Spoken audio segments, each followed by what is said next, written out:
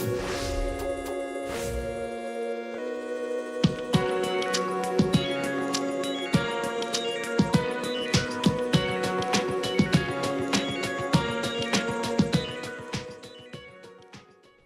15 deals with budgeting. In this particular module, we're going to talk about how budgets fit within the architecture of the organization. We're going to talk about types of budgets, budget preparation theories, and then I'm going to go through some examples of how you prepare a sales, production, and raw materials budget. And lastly, I'll show you an example of how to prepare a cash flow forecast. These are all important steps that you need to know in order to complete the culminating project in this particular course, which is a budgeting application. Budgeting assigns decision rights out to individuals. It gives the manager the right to spend or use organizational resources. So when you start talking about budgeting, you're giving managers the right to make decisions relative to how the organizational resources will be used. We also use budgets to measure performance. We compare the actual results to the forecast, and in many cases reward the individuals based on their performance against the budget. There are three types of budgets: a strategic plan, a long-term budget, and an operating budget. A strategic plan is important to all types of organizations, large and small. The strategic plan is normally developed by top management. In the case of a small business, it might be the owner of the business. And it's very simple and straightforward, but it is the framework on which all the other budgeting and planning takes place. A strategic plan normally has a life of about 10, 12 to 15 years. And it'll cover certain items such as what business are we in? At what rate do we want our sales to grow each year? At what rate do we want our net income to grow each year? What kind of return do we expect on stockholders' equity? And in some cases it might lay out the fact that if you're in manufacturing or technology, you might say, okay, we expect each division to develop 1 or 2 new products each year. The second area is a long-term budget. This used to be called like a 5-year plan. Most long-term budgets today are more like a 3-year plan. And they're more general than the operating budget, but they still delineate in numbers the projected sales, cost of sales, operating expenses, things of that nature. The last type of budget is the operating budget, and this is what we'll really focus on in this particular module and in this course. The operating budget is prepared on an annual basis. Quite often it's broken down into months or quarters. It is very detailed in nature, outlining all the sales categories, expenses, cost of sales, cash forecasts, things of that nature. Before we go much further, let's talk about some theories of budget preparation. First is participation. I wouldn't expect to get much of a buy-in from my subordinates if they didn't participate in preparing the budget. None of us like to be a part of something where we're not in the planning process. And so if you want good budgeting activities, if you want people to give you a buy-in, then you have to have them participate. And that leads us to the second type of budget preparation theory, the bottom-up, top-down theory. In this case, we push the budgeting preparation as far down in the organization as we possibly can. And then we bring it up through the organization to finally to top management. Now, top management always has the right to override or ask for an adjustment in the budget figures that have been presented, particularly if it does not meet the constraints of the strategic plan. Based on some recent information, I found that 79% of the publicly traded companies indicated that they had lower level managers participating in the budgeting process. So this is very critical. The last item in this screen is my favorite. Budgeting is a managerial, not an accounting function. For some reason, the accountants in an organization in many instances have taken ownership of the budget. I don't want some accountant preparing my budget. They don't know a thing about sales, production, marketing, engineering. I want those people who are going to be making the budget work prepare the budget. I want it to come in from the salespeople. I want it to come from the production people. I want it to come from my engineering staff. Now, the accountants can be the tabulators and pull all the numbers together, but I don't want them sitting in some closet someplace developing a budget that I have to then shove down my other managers' throats. It will fail. It will not work. Some other theories. Budget ratcheting. We normally see this being used in governmental units, where they just take their past historical information and adjust it for the next year. And they usually raise it or lower it based on some percentage. As I say, governmental units are famous for this. Rather than looking at the services that are being delivered by a particular governmental unit, they just simply say, oh, our revenues are down 5%, so every department cuts their budget 5%. Instead of doing that, they should say, okay, what departments deserve to have their budgets cut 10 or 15% because they're no longer as essential in delivering services to our constituents. And what happens with budget ratcheting is quite often it causes for a lower output of activity to try to avoid increasing the budget numbers for the next year. So it's not a good idea. Now, line item budgets. I'm a great fan of line item budgets. Number one, it reduces the agency problem. In other words, it's very transparent. Every single position, every single type of expense, everything is outlined in detail on the budget.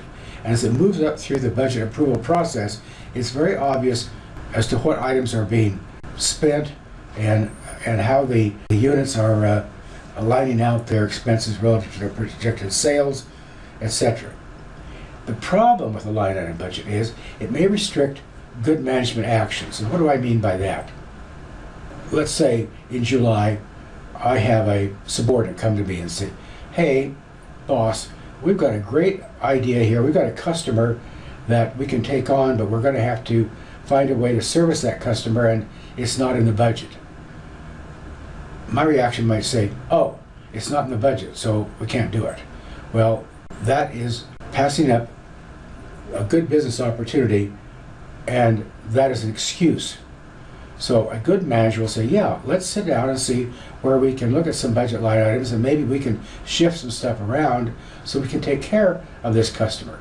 So you don't want to make a line item budget into a constraint.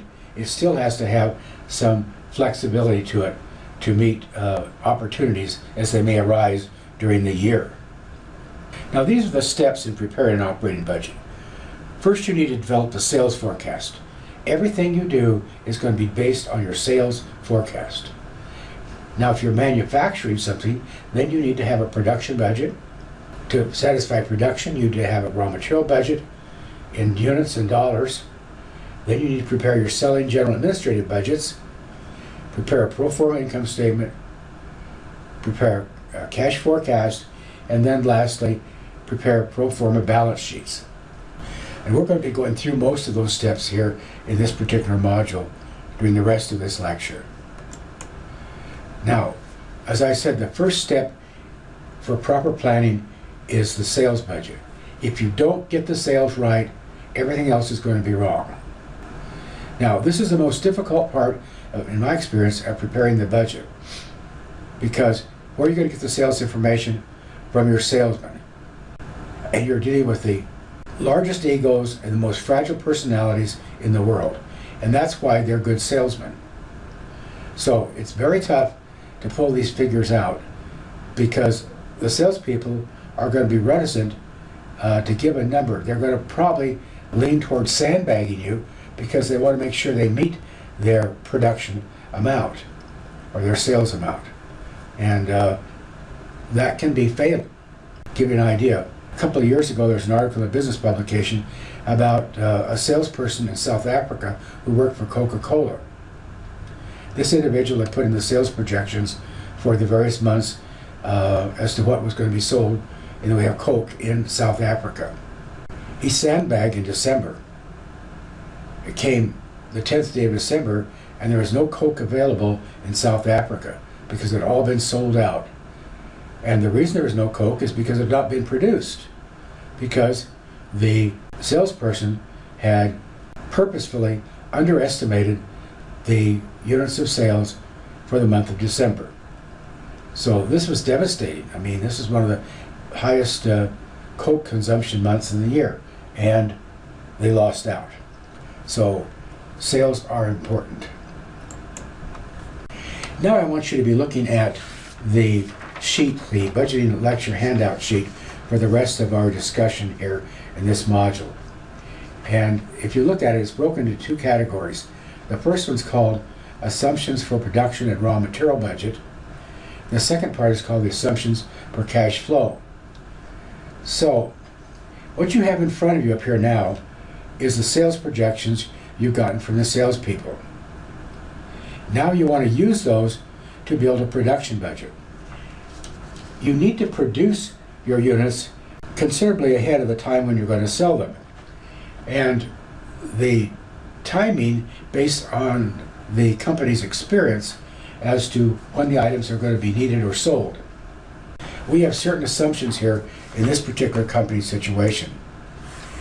They expect to have 30% of the next month's sales on hand at the beginning of the month in their beginning inventory. So this means that during the previous month, they need to produce enough units for all of that month's sales plus 30% of the next month's sales. We expect to have 1,000 units on hand at the beginning of January. So now with that information, let's build a production budget. First, we put our projected units in sales across the top. That's the sales budget. The next thing we want to do is we want to project the ending inventory. So look at February. 6,000 units. 30% of that is 1,800. 30% of March is 2,400. 30% of April is 2,100. 30% of May is 1,800. So those units need to be made in the previous month. So in January, we will make 30% of February's sales and have them on hand. So in January, we need to produce 6,800 units. But we won't have to make that many because we are projecting to have 1,000 units on hand at the beginning of January. So we tell our production people, plan on making 5,800 units in January. Now let's look at February.